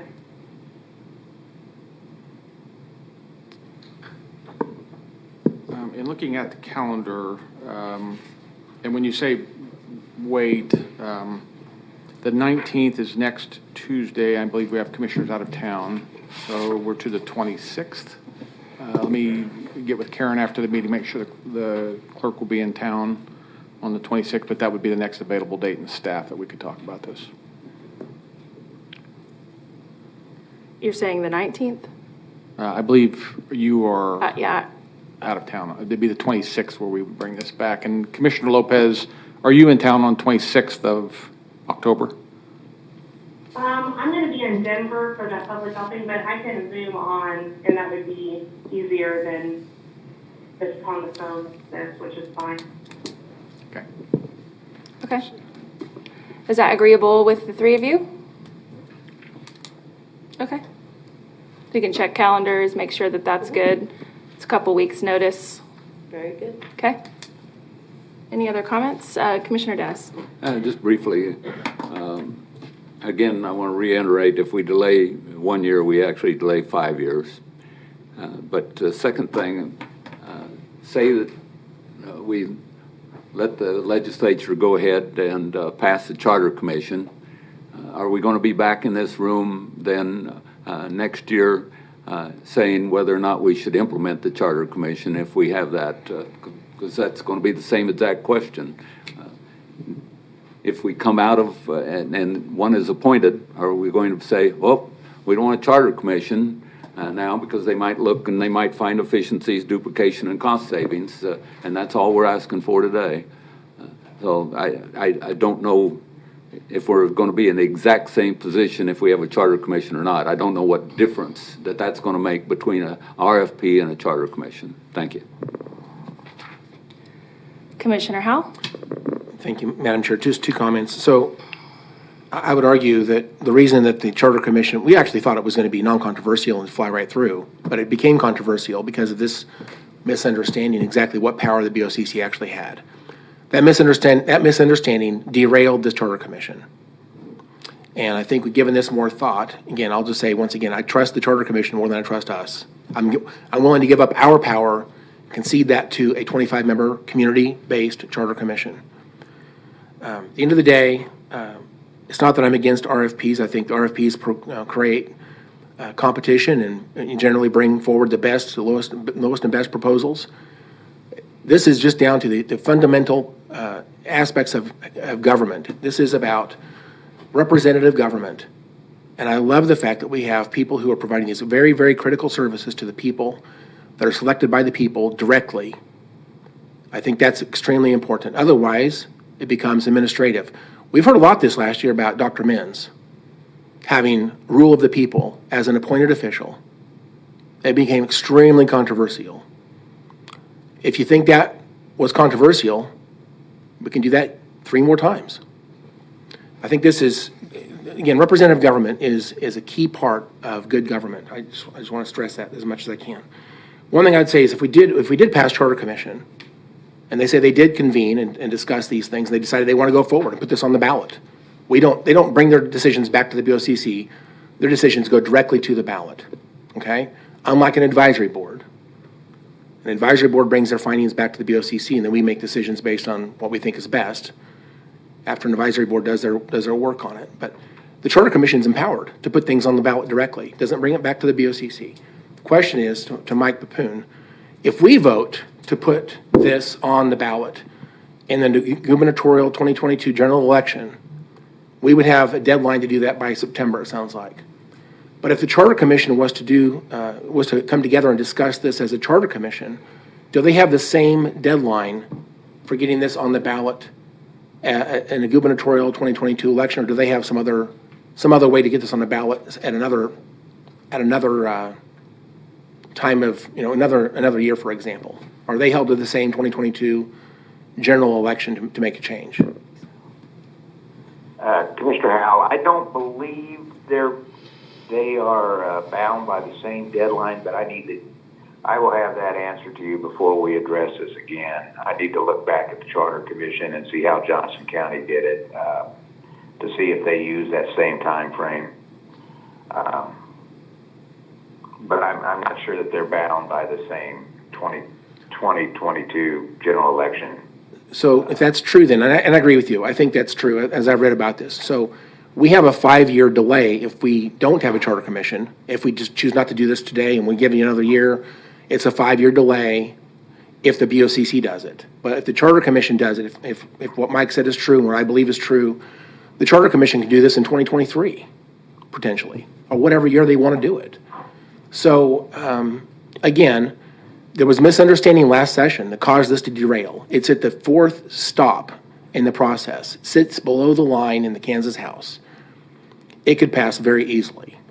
Is the Charter Commission good for this community? Do we trust it more to make this very important decision that goes to the voters?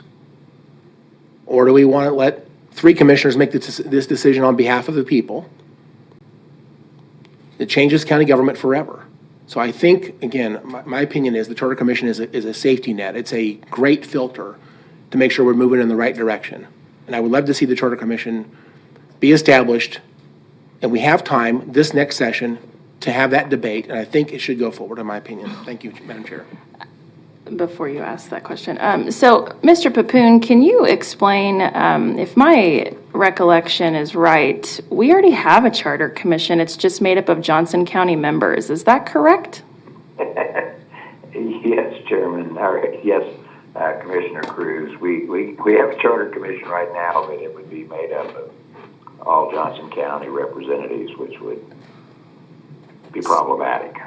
So we simply were trying to change it from Johnson County members to Sedgwick County members, and that was really the only change that we were trying to make, but because of misunderstandings in whatever capacity, that's the reason why it got derailed. So I guess that's kind of an interesting little tidbit. So if we were to,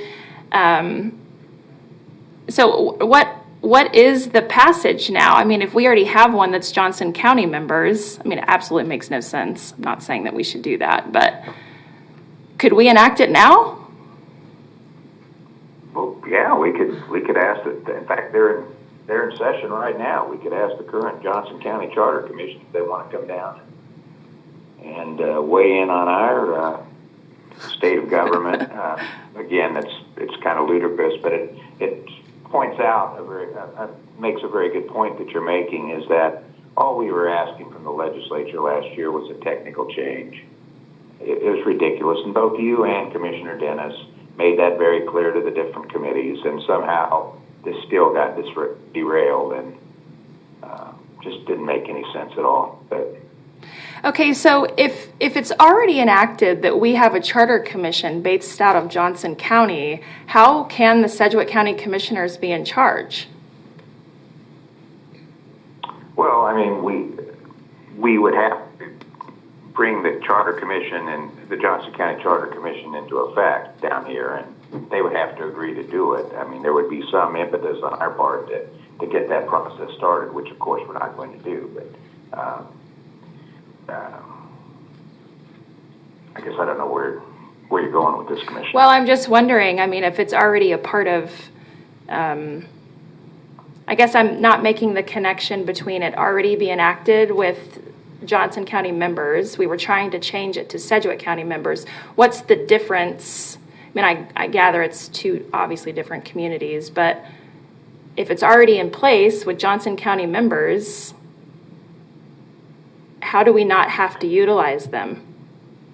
So we'd have to make a resolution or something. Please help me understand how, if we wanted to just be insane and go ahead and use Johnson County. Patricia, do you understand what I'm trying to say? I understand. Yes, I do. Okay. Does anybody else understand what I'm trying to say here? Because I guess I don't understand why we don't have to use it already if it's already in place.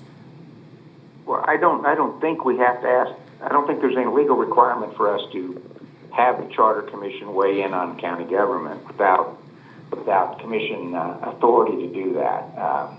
But we will review the Charter Commission process using Johnson County and the statutes and get back with you prior to the staff meeting in 2 weeks and let you know our response to that.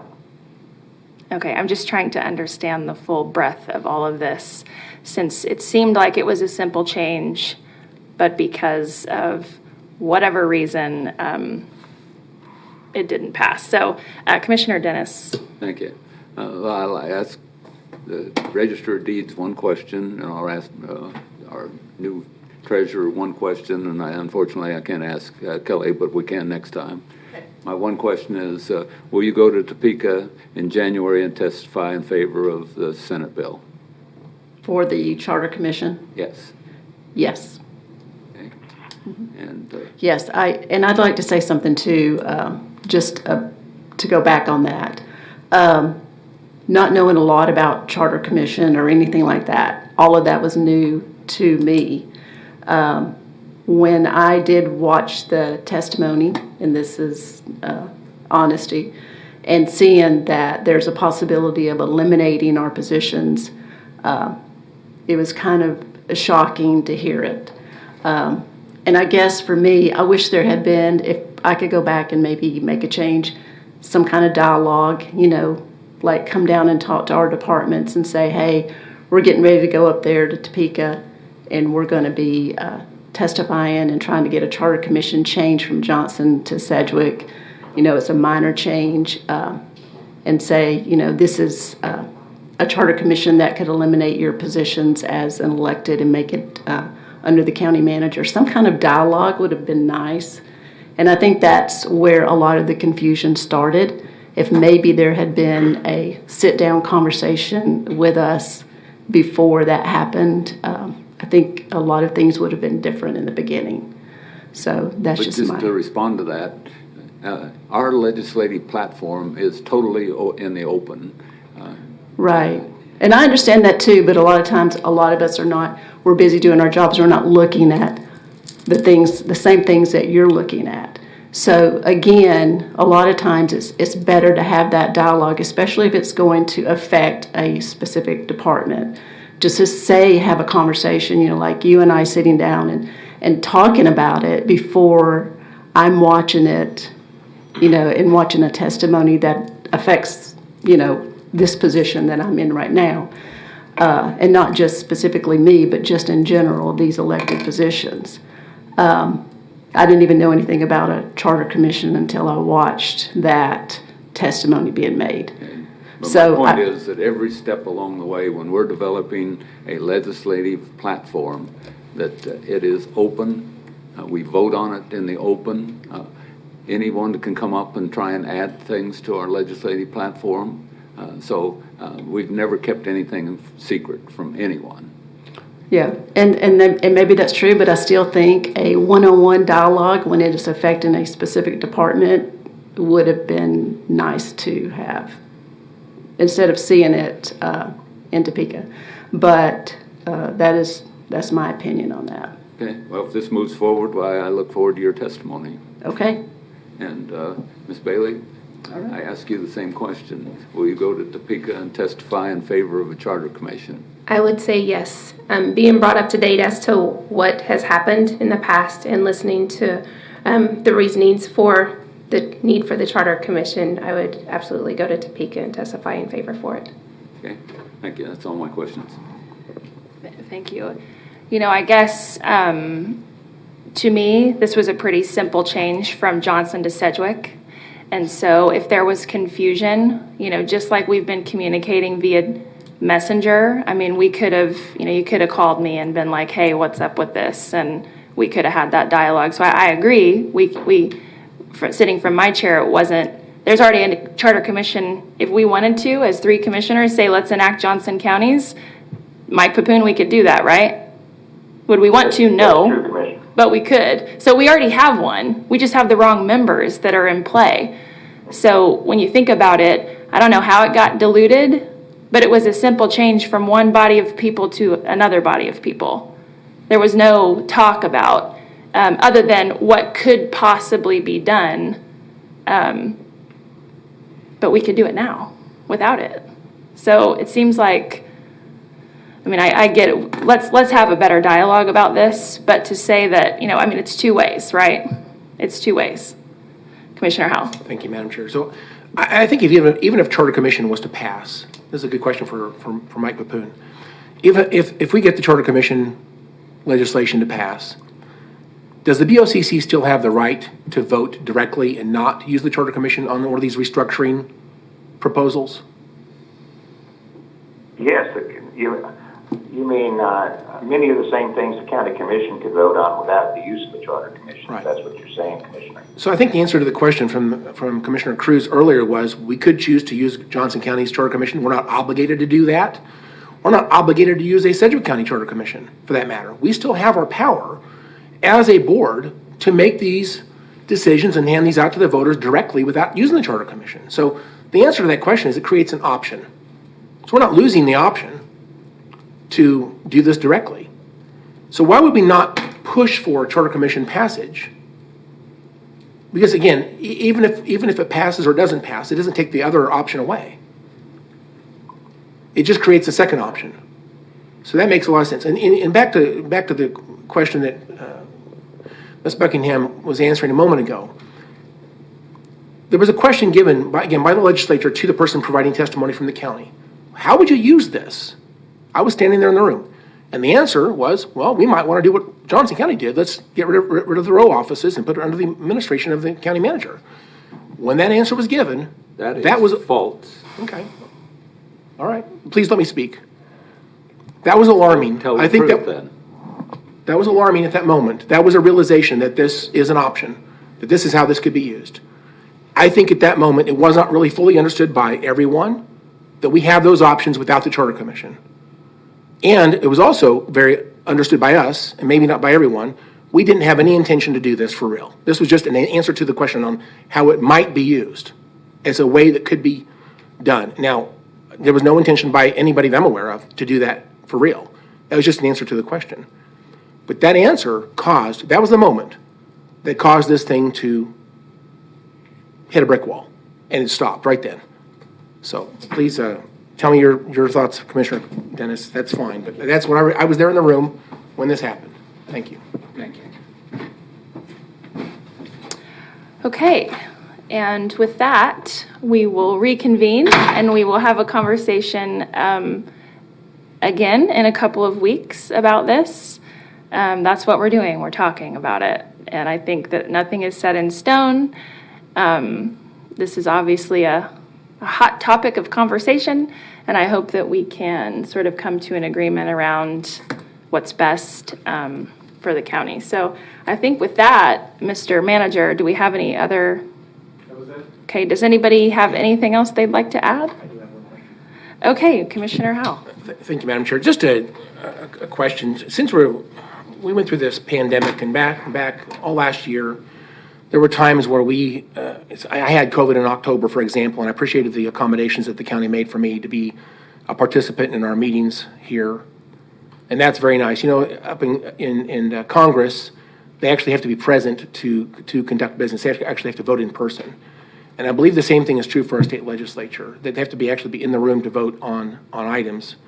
And they went through extraordinary accommodations to bring in small groups of people to vote on legislation at a time so they can comply with the technical requirement to vote in person. One of my questions to the BOCC is, it seems like we've been operating in a pandemic world and we continue to do so. I think for staff meetings to have people testify over the phone is totally great. I think it makes a lot of sense on staff meetings. When it comes to BOCC meetings, I think we need to know whether or not we're going to allow elected members to attend virtually.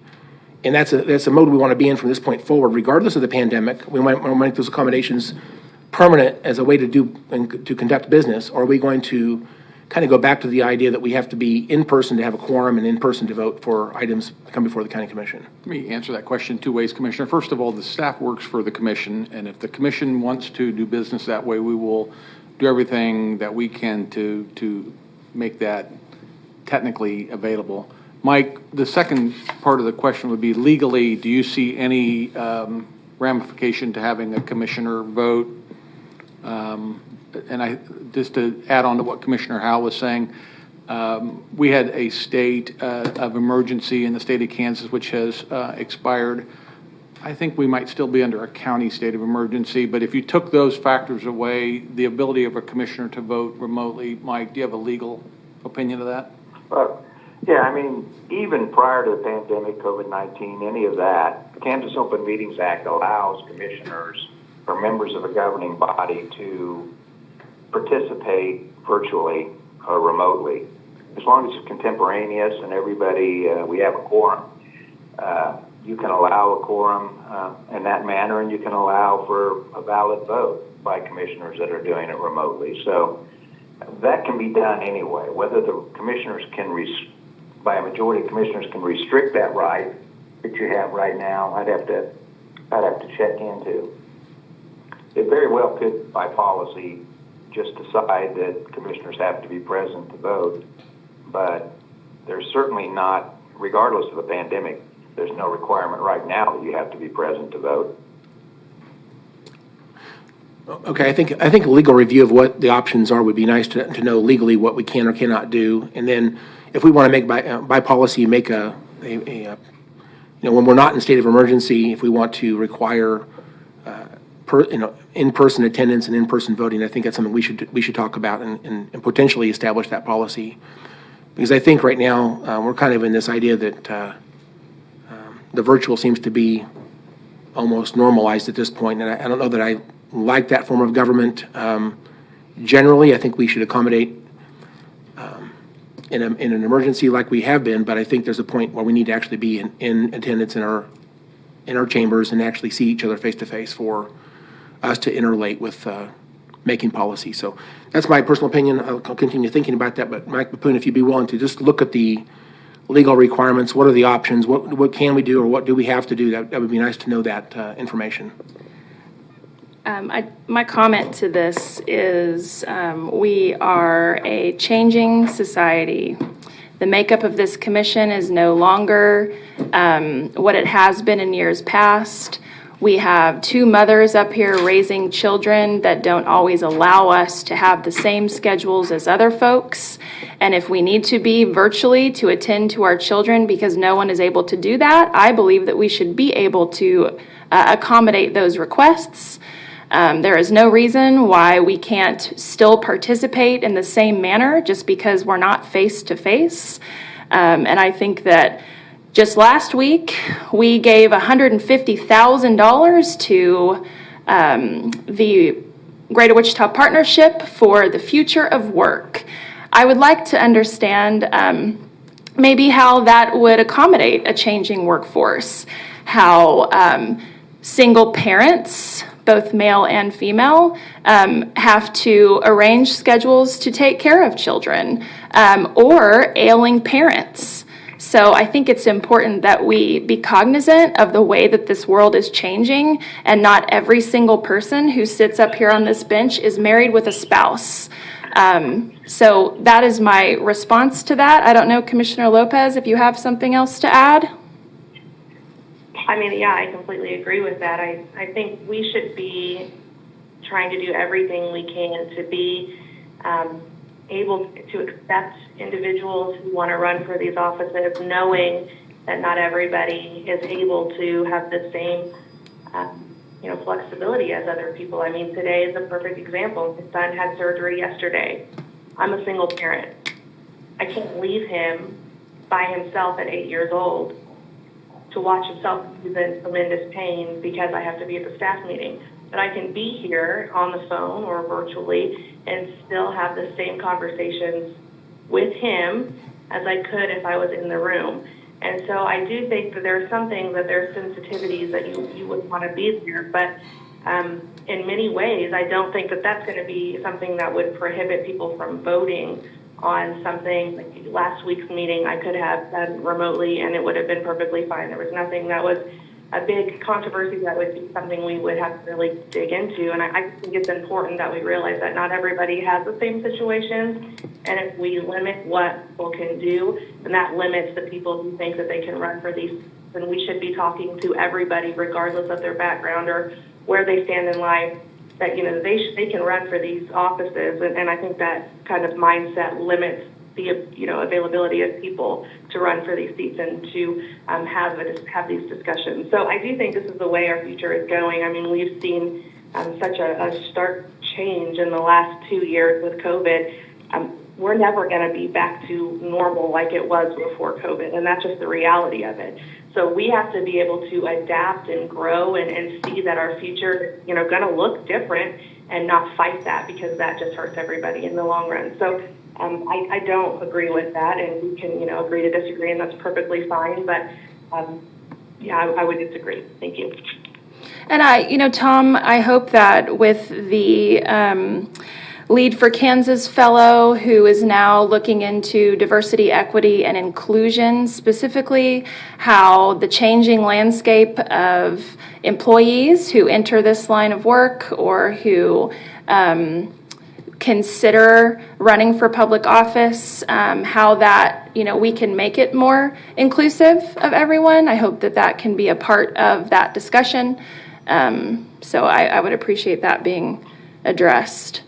Commissioner Howell? Yeah, thank you for the chance to speak again, Madam Chair. So, again, I think it's a policy choice. We can do whatever we want to do as a board. I think all these options are good. I just point out my reference point is, I think about Representative Ron Howard, God bless him. He passed earlier this year, and good man.